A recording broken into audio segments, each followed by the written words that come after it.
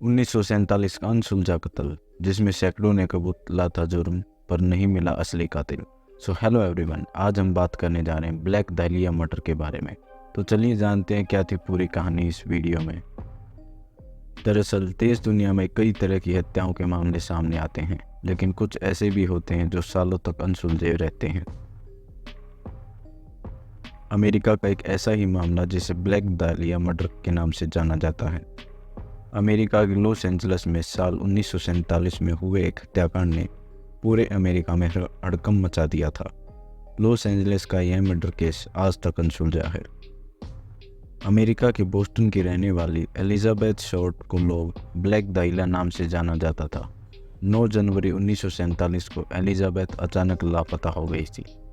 घटना के बारे में जानकारी तब लगी जब 15 जनवरी 1947 को एक महिला अपने बच्चे के साथ टहलने निकली थी।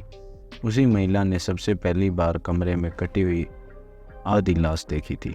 बेरहमी किए गए इस कत्ल में हत्यारे ने शव का मुंह कान तक चीर दिया था।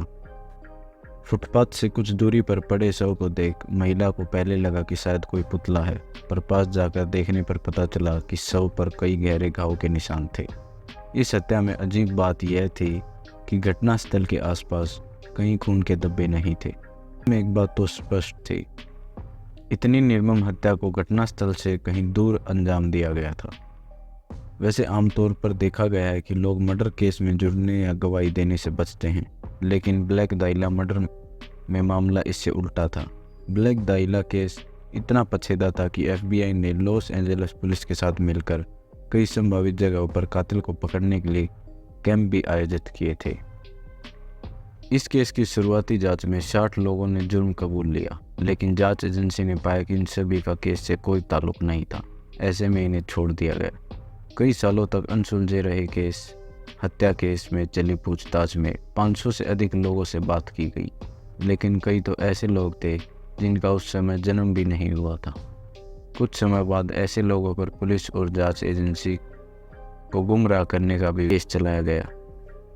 इतने सालों के बाद भी आज तक यह हत्याकांड अनसुलझा है। अमेरिका में हुए इस मर्डर केस का सबसे क्रूर और अनसुलझे अपराधों में से एक था, क्योंकि कातिल का अब तक पता नहीं चल सका है। मैं आशा करता हूँ आपको हमारी वीडियो पसंद आई होगी।